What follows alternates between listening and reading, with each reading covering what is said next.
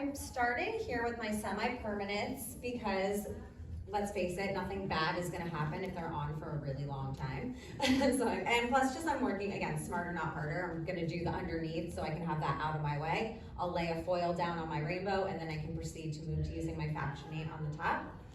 So I pretty much ended up pre-lightening this mannequin out in the same exact way that I did Erin's hair. The mannequin was more of like a level 7-6, so I did go in and do her base, and that is equal parts 503 in Factionate, which is a natural gold, and 603. With 6 volume, because I mostly just wanted deposit, and I think it did a pretty good job of creating the same canvas, so you can see it. You know, the problem with it being, it's mannequin hair, right? And also, I kind of talked about, or did I talk? I've done this a lot, talking about her hair, so I'm like, did I tell you guys this? I only lifted her to about a level 8, Erin's hair, because if I were to lift her to like a 9 or a 10, then I'm gonna start to get that scream that I was talking about because her base is darker, and I wanted it to be more of that whisper. So I want to keep it at a level 8. That's going to make these colors come out with a little bit more depth and be a little bit more of a jewel tone rather than over lightening. And then it's just kind of going to be like an in-your-face rainbow. So yeah, only about to a level 8. And then I'm using more of our jewel tone colors because they are designed to be able to cover a level 8. I don't know. Oh, perfect. Sabrina, you're so good at this. So what I really, really love about our swatch chart is that it does break it down and shows each color on the individual level. And I think, again, going back to consultation, it's such a great tool because you can kind of show a client like, okay, here is what a level 10 piece of hair looks like, and here is what your hair looks like. And this is what this pastel blue that you're picking out of the book is gonna look like on what color your hair is. So it's just kind of like you're not trying to crush their hair dreams, it's just you're showing them what's really realistic.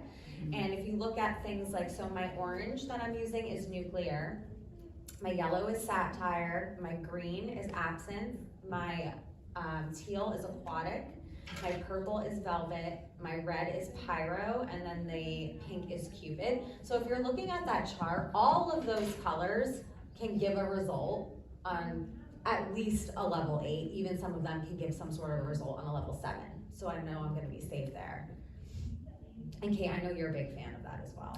That's literally my favorite thing because you know what always happens is your client comes in, she's probably new, and she comes in with like level 2 box color, and she's like, can you make me like, she'll see the mercury color, right, our silver, and she'll be like, can you do this like all over? I have to pick my kids up in an hour and a half, and is it gonna be more than $85? And you're like, Rebecca, get out of here. Like, no, this is not it.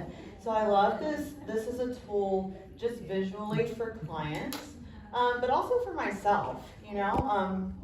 One of my favorite ways to kind of like visualize what the color is gonna look like on the hair, and I don't know if this will resonate with y'all. I tell it, I think, at every class because I like it so much. So like, please come back and let me know if it actually makes sense for you in the future or if I should just stop telling this like analogy. So I always think of our hair, like our canvas, our starting point, right, as a piece of construction paper. The semi-colors that I'm using as a crayon. So powder or pastel blue, for example. If I have someone that's a little more yellow than my mannequin is, like just a super yellow piece of construction paper is what we're gonna visualize, right? And I take my powder or my pastel blue crayon and I color over that piece of construction paper. Is that gonna look like a true pastel blue? What's gonna happen? It's gonna go green, right? I don't know why that clicks so much better in my head, like thinking about if that's gonna turn out the way I want it to, but I say all that just to come back to your canvas is such a major starting point. So if you're ever unsure and the crayon thing is a terrible analogy, the swatch chart is here to help you figure out before you do your entire process if it's going to give you the result that you want or not. We're doing stuff right now, sorry. So yeah, I just love the swatch chart. It's one of my favorite utensils, is that the right word? Tools. Utensils, y'all. Keeping us on our toes. We said we would bring that energy, so you hold us accountable. Yes, okay, yeah, one of my favorite tools, it's not a fork,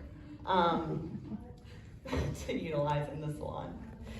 All right, so what I've been doing on Lana over here is taking our diagonal back sections, like we talked about, and all I'm doing after I take my first subsection is taking our Faction 8 formula and just basing this at the root. I'm not even working this in, I'm only taking the brush and kind of hitting it on the scalp and kind of lightly just dragging that down, just to give us that shadow root effect, right? Super, super easy. Were y'all able to see that okay over here, how I did that? Perfect. So then I'm gonna take my comb, I'm gonna hold the hair out with a little bit of tension on it and do just one nice back comb up. So this is same kind of vibe as when we do TZ lights with lightener. Have y'all played around with that technique? Awesome. Yeah. So same end result, right? We're gonna just take our semi and apply it from where this tease stops all the way down through the mids. And then when this is actually combed out, we're gonna have a nice diffused transition and not have to worry about any harsh lines or sitting here blending for hours and hours. So I like to kind of mix it up based on how much variety and how much dimension my clients want. So if they want a lot of their color to come through, like not a lot of dimension, we can go through and just do the whole strand with our semi. If we want a little more dimension, we can just do a big weave and leave out a little bit of their blonde. So typically, I think most people like more dimensional right now. That's kind of what I get requested a little more. So the weave is what I do on mine. It's what I did on Erica's as well.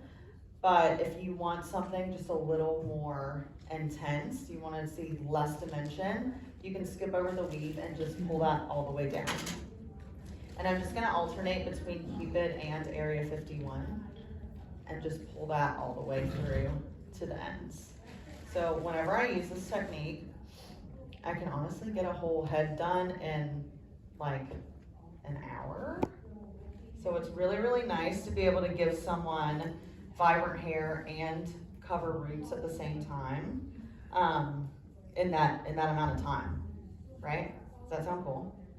This I also use a lot too if I'm working with a client that needs gray coverage, but they already have highlighted ends. If they want something, you know, vibrant going through their ends, it's nice to be able to apply my root color and my semi and have that tease in between, so I'm not worried about the two intermixing because we know they're not friends, right?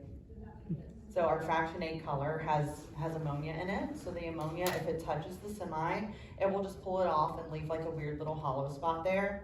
So this technique just gives us a little bit of like extra insurance that they're gonna stay, you know, close but not real good friends, right?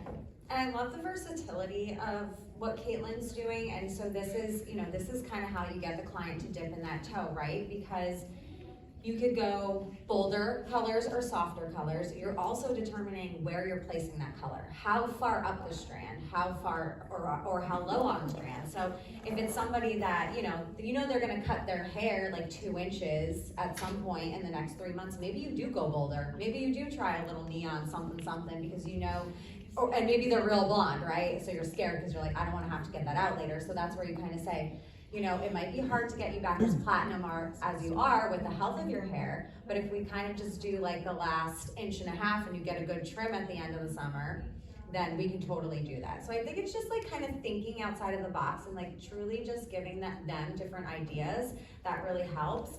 And that's why I choose most of the time to keep my clients' bases natural. I like to keep their bases natural and then work with some sort of highlight balayage service.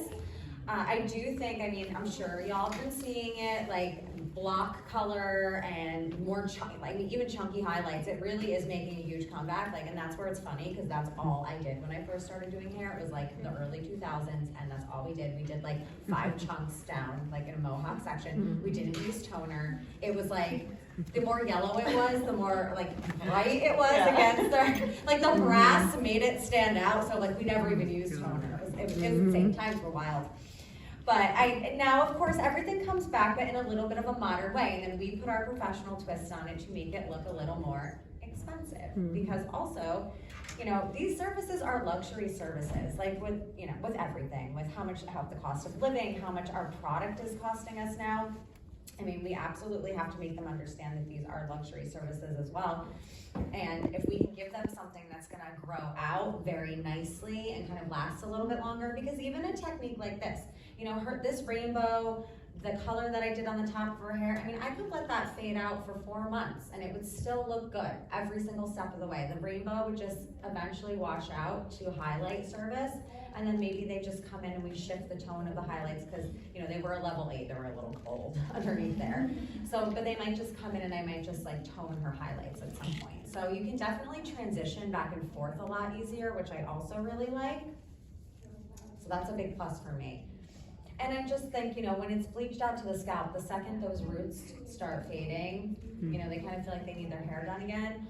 Or if it is a situation where I am going all the way to the root, I always just formulate darker. I always make sure that formula is just a hair darker. Also because when they're getting colors like this, and we're telling them how to take care of them, where do we want them to be shampooing their hair? Anyone can yell it out. Someone said in the shower. Yes, I mean, in the shower, but you know, some people, I don't know, if you want to bathe in the river, I don't really care. But where do we really need our hair to be shampooed? There's the scalp, right? Because the oil